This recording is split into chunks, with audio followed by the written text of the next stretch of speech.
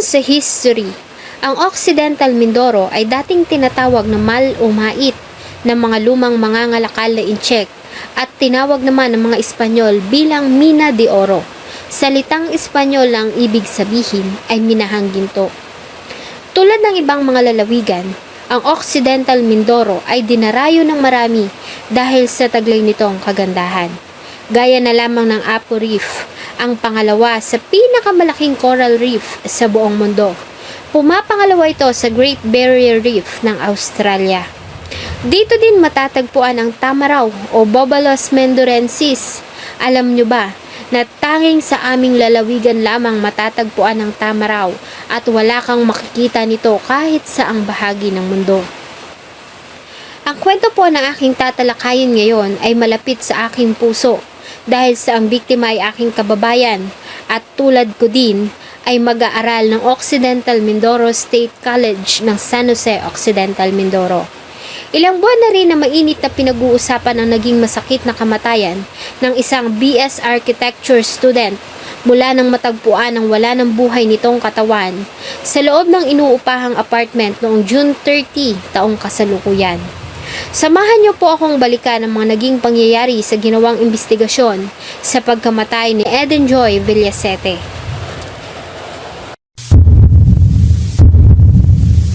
Bago ko po simulan ang ating story, sa mga bago po sa channel ko, please hit the subscribe button at pakipindot na rin po ang ating notification bell para ma-notify kayo sa mga bago nating upload na videos.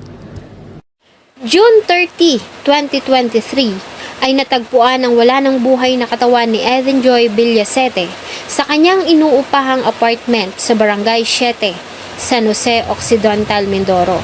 Si Eden Joy ay residente ng Panganiban Street, Barangay Poblasyon sa Calintaan na may 33.2 kilometers na layo mula sa San Jose kung saan si Eden Joy nag-aaral. Wala pa kasing kolehiyo sa aming bayan sa Calintaan, kaya naman sa mga karatig bayan pa nagtutungo ang mga mag-aaral ng kolehiyo. At dahil nga sa may kalayuan, ay umuupa ng mga apartment o bed space ang mga estudyante sa amin at umuuwi lamang tuwing araw ng Sabado o kaya ay walang pasok. Isa si Eden Joy sa mga nagnais na makatapos para may iahon ang pamilya sa kahirapan. Kaya naman ay nagsusumikap ito para makatapos sa kursong architecture. Ngunit ang lahat ng pangarap ng dalaga ay gumuhong lahat ng matagpuan itong wala ng buhay. Ayon sa report, ay nag-alala ang ilang mga kamag-aral ni Eden Joy dahil sa hindi nito pagpasok ng 2 araw, kaya naman ay nagdesisyon sila na dalawin ito sa kanyang inuupahang apartment. Ngunit nakalak ang pintuan. Ayon sa isa sa mga classmate at kaibigan ni Eden Joy, ay may naamoy silang masangsang na amoy sa loob ng nakasaradong apartment ng kaibigan. At dahil nga sa nag-aalala, ay naisipan nila na lumapit sa may-ari ng apartment para hiramin ang susi.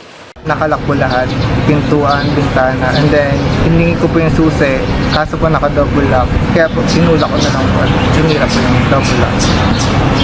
So ayun po, mabaho na rin po talaga yung amoy, and then yung pinag-stayan po niyang higaan, wala po siya doon, so it means po nasa taas po talaga siya, at nakabukas po din yung electric fan.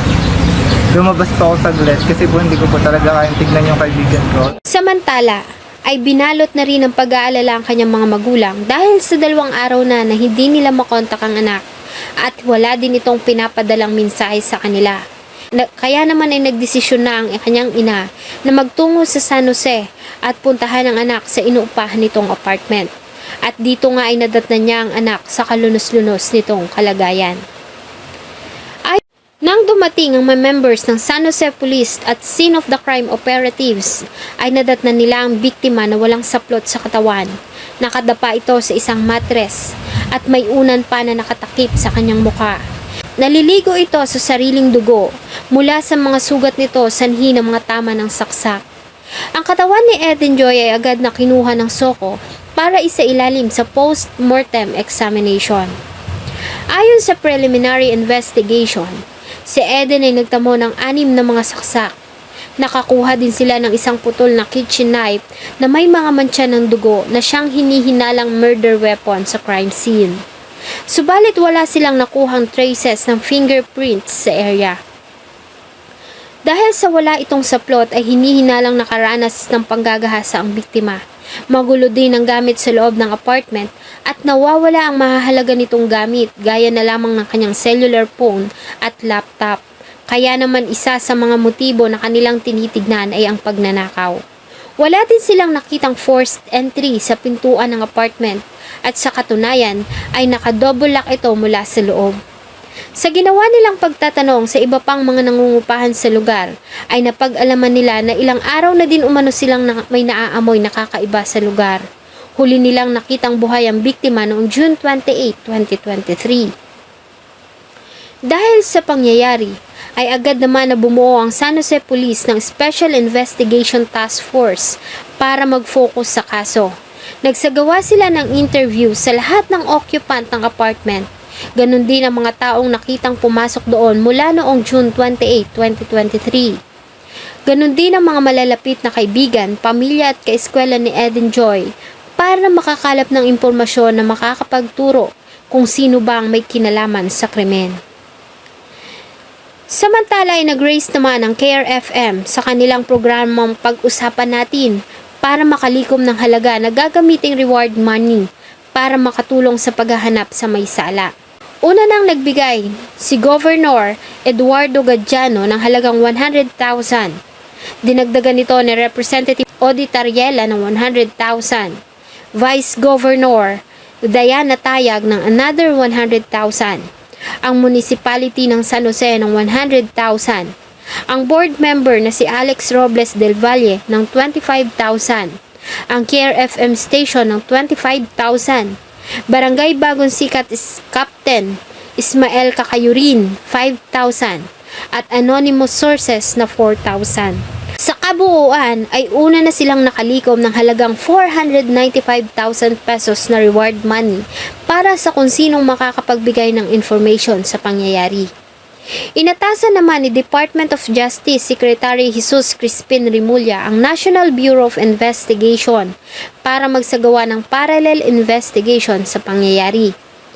Samantala, ayon naman kay Occidental Mindoro Police Director Colonel June Dexter Danao, ay nagawa nilang makakuha ng CCTV footages kung saan ay minakita silang lalaki malapit sa pinangyarihan ng krimen noong madaling araw ng June 28. Ito lamang nag-iisang tao na nahagip ng CCTV sa area at nangako sila na gagawin ang lahat para sa mabilis na pagkuha ng hustisya. July 3, 2023, humugit kumulang 2,000 katao ang nag-ipon-ipon para sa isang unity walk at prayer vigil sa San Jose Town Plaza para ipanawagan ng katarungan para kay Eden Joy Villasete. Ang nasabing pagtitipon ay inorganize ng Student Affairs Office at Student Council ng Occidental Mindoro State College. Ang programa ay sinimula ng alas 3 ng hapon sa isang misa sa St. Joseph Cathedral.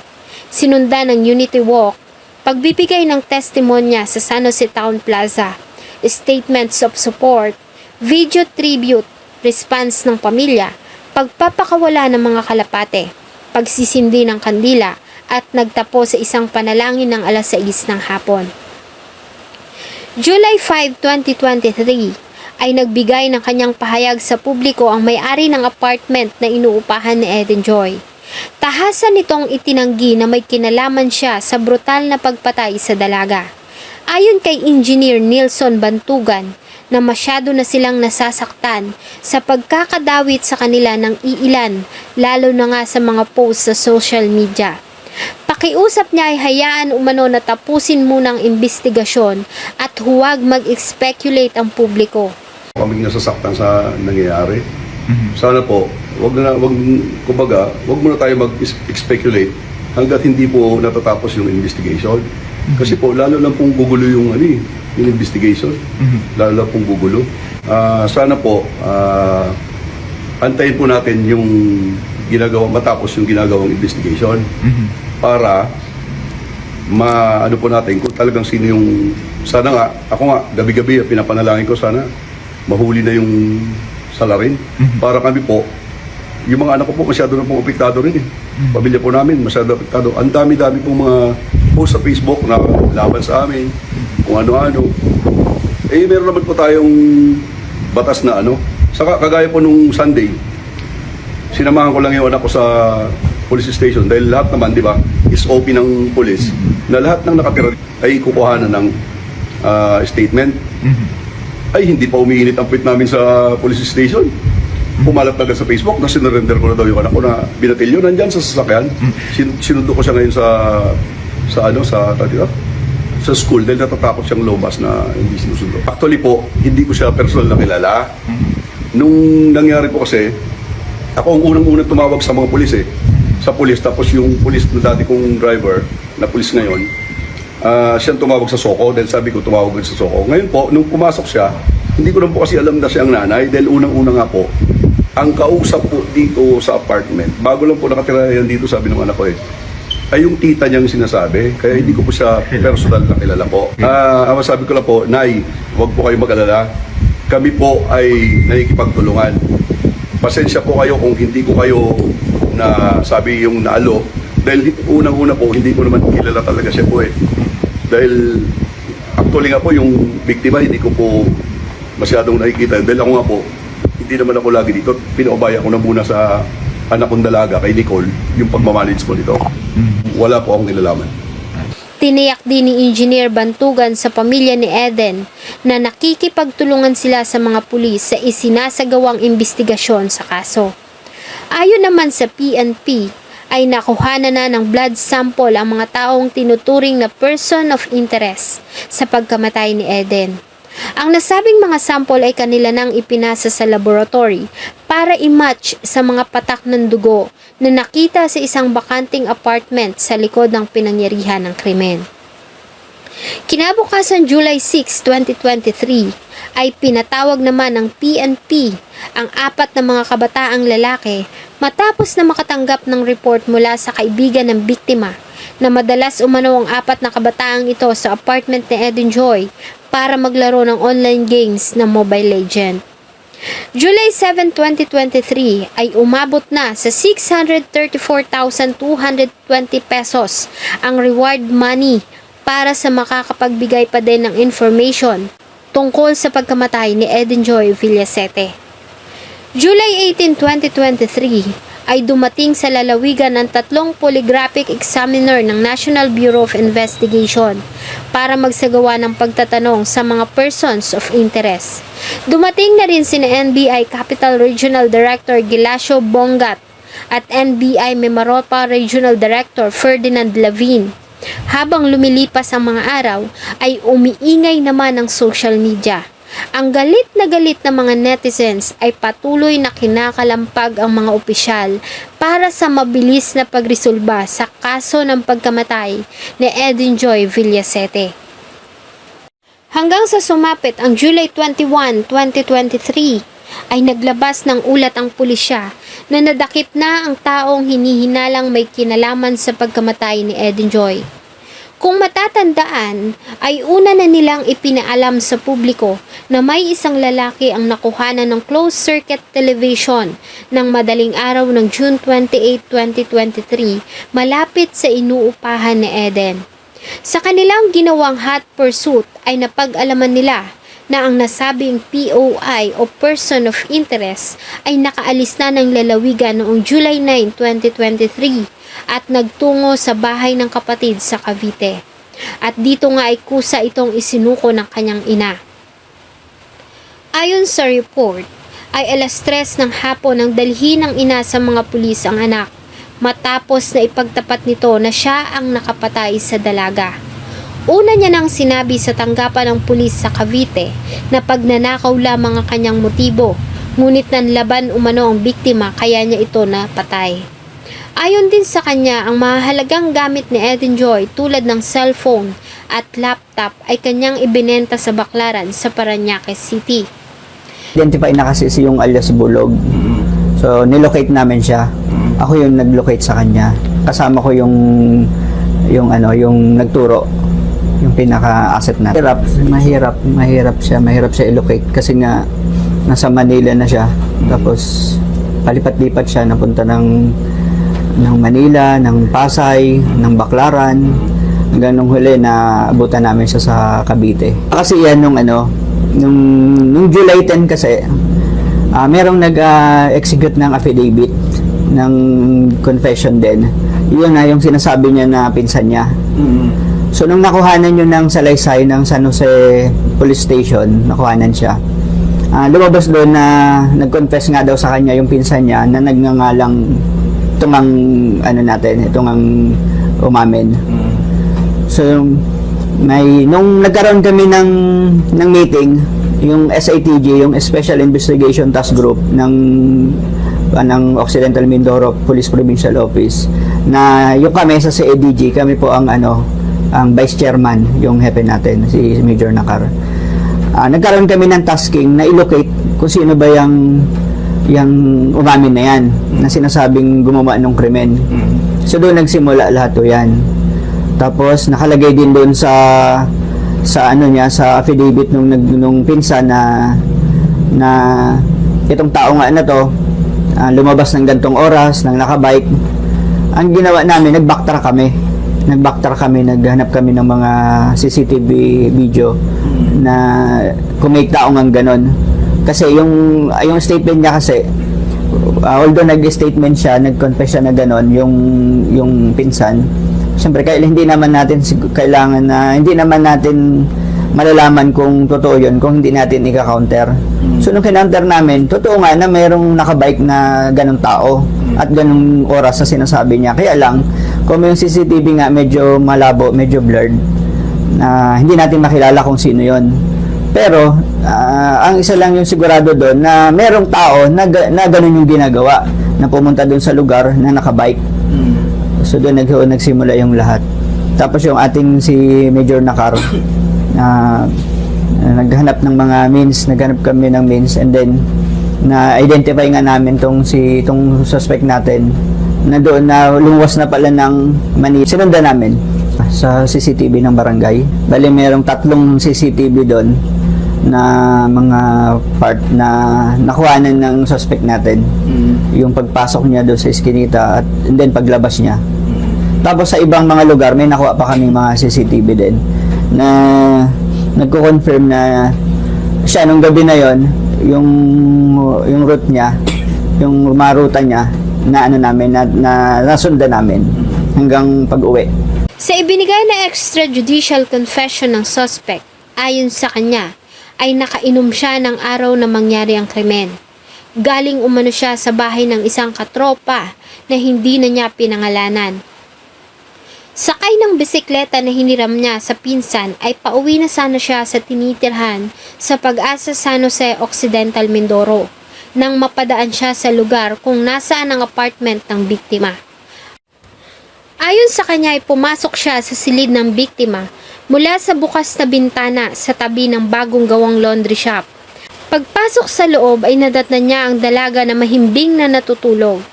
Kinuha niya ang laptop at bag ng dalaga na nakalagay sa lamesa bago niya kinuha ang cellphone sa kamay ng natutulog na si Eden. Ayon sa kanya ay pagnanakaw lamang talaga ang kanyang motibo nang pasukin niya ang silid.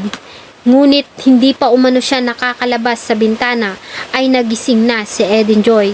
Sumigaw umano ito kaya naman ay mabilis niyang tinakman ang bibig nito. Dahil sa panlalaban ni Eden ay dito niya na ito inundayan ng saksak gamit ang kutsilyo na nakuha niya din sa loob ng apartment.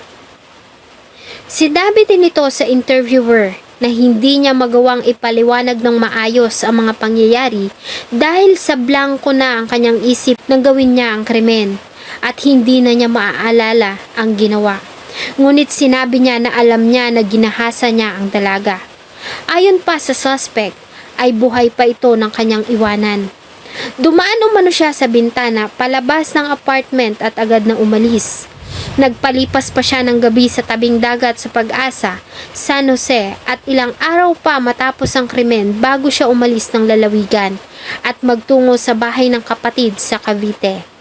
Habang sakay ng barko ay nagawa niya pang ipagtapat ang ginawang krimen sa kanyang pinsan. Ang pangyayari ay kanya ding ipinagtapat sa ina, na nagdala sa kanya sa police station kung saan siya ay nagbigay ng kanyang salaysay. Ayon din sa suspect ng tanungin kung saan niya idinala ang mga gamit na nakuha niya sa apartment, ay ibinenta niya umano ang cellphone sa halagang 700 pesos at ang laptop naman sa halagang 500 pesos lamang sa Baclaran sa Parañaque City. July 25, 2023 ay nagawa namang ma-recover ng mga pulis ang cellphone ni Eden Joy sa Baclaran. Ito ay matapos na ituro ng self-confessed killer kung saan niya ibinenta ang naturang gadget. Dahil dito ay muling ibinalik ang suspect sa lalawigan para harapin ang kanyang ginawang pagkakasala. Sa kabila ng ginawang pag-amin nito sa ginawang pagpatay ay tumanggi ang pamilya ni Eden Joy sa alok ng Philippine National Police na isampa ang kaso laban sa suspect noong July 26, 2023. Nagtungo ang ilang matataas na opisyal ng Occidental Mindoro Provincial Police Office sa pamilya ni Eden para kumbinsihin ang mga ito na pirmahan ang complaint affidavit at maisampa na ang kaso sa piskalya.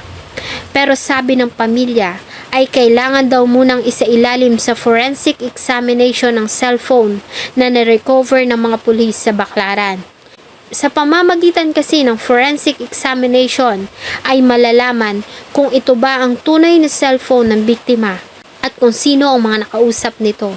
Sakaling magpositibo sa forensic examination ang naturang cellphone at mapatunayan na pag-aari ito ni Eden Joy ay saka pa lamang umano sila papayag na magsampa ng kaso. Hiniling din ng pamilya na isailalim sa polygraphic examination ang self-confessed killer para malaman kung nagsasabi ba ito ng totoo. Yung cellphone po kasi na na-recover doon is nanggaling mismo doon sa pinagbentahan niya ng unit. So nung pumunta ang respondent kasama ang team natin ng CIDG, is yan yung inabot nila. Pero anyway, isa-subject din naman natin yan sa forensics to determine. July 29, 2023, sa ikalawang pagkakataon, ay muling tinungo ng mga pulis ang pamilya ni Eden Joy upang hikayatin na pumirma sa complaint affidavit upang maisampa ang kaso sa piskalya laban sa self-confessed killer. Ngunit muli itong tinanggihan ng pamilya sa ikalawang pagkakataon. Dahil sa tila hindi sila kumbinsido na ito nga ang pumatay at nais umano nilang makasiguro na hindi lamang ito fall guy. August 4, 2023 ay formal na nagsampa ng kasong panggagahasa at robbery with homicide ang San Jose Philippine National Police sa Provincial Prosecutor's Office laban sa hawak nilang suspect na si alias Bulog. Naging palaisipan naman sa pamilya ng biktima kung bakit hindi isinama ng mga pulis ang umano'y cellphone ng biktima bilang ebidensya. Tanging ang salaysay lamang ng self-confessed killer at bag ng biktima ang prinisinta na ebidensya sa pagsasampa ng kaso. Ito umano ay marahil sa hindi pa lumalabas ang resulta ng forensic examination sa nasabing gadget. August 18, 2023, sa pangatlong pagkakataon ay pumirma na sa complaint na affidavit ang ina ni Eden Joy laban sa suspect. Ito ay matapos na makumbinsi ng mga pulis ang mga ito dahil sa lumabas na resulta ng DNA test kung saan ay nagmatch sa kinuhang sample sa biktima at sa suspect na pinangalanan nila na si Jovenel Miranda Kakayuran alias Bulog, 28 years old na naninirahan sa Pag-asa San Jose Occidental Mindoro at doon ay nagtatrabaho bilang isang kargador. Ang suspect ay nahaharap sa kasong rape and robbery with homicide at kasalukuyang nakadetain sa San Jose Police Station habang naghihintay ng mga pagdinig. Naglabas naman ng pahayag ang Philippine National Police na hindi sila makikialam sa pagbibigay ng reward money. Ito umano ay kanilang ipapaubaya na lamang sa pribadong sektor. Si Eden Joy Villasete ay dinala sa kanyang huling himlaya noong July 1, 2023 sa Calintaan, Occidental Mindoro. Si Eden Joy ay nasa ika-5 taon na niya sa kolehiyo at magtatapos na sana ngayong taon sa kursong architecture. Si Eden ang inaasahan ng pamilya na unang magtatapos at tutulong sa kanila para makaahon sa hirap ng buhay. Hanggang ngayon ay patuloy pa rin na nananawagan ng pamilya, kaibigan at nagmamahal kay Eden Joy para sa hustisya. Salamat po sa inyong patuloy na pagtangkilik ng atin pong mga videos. Huwag niyo pong kalimutang mag-iwan ng saloobin at suggestion sa atin pong comment section. Thank you so much po and see you on my next video.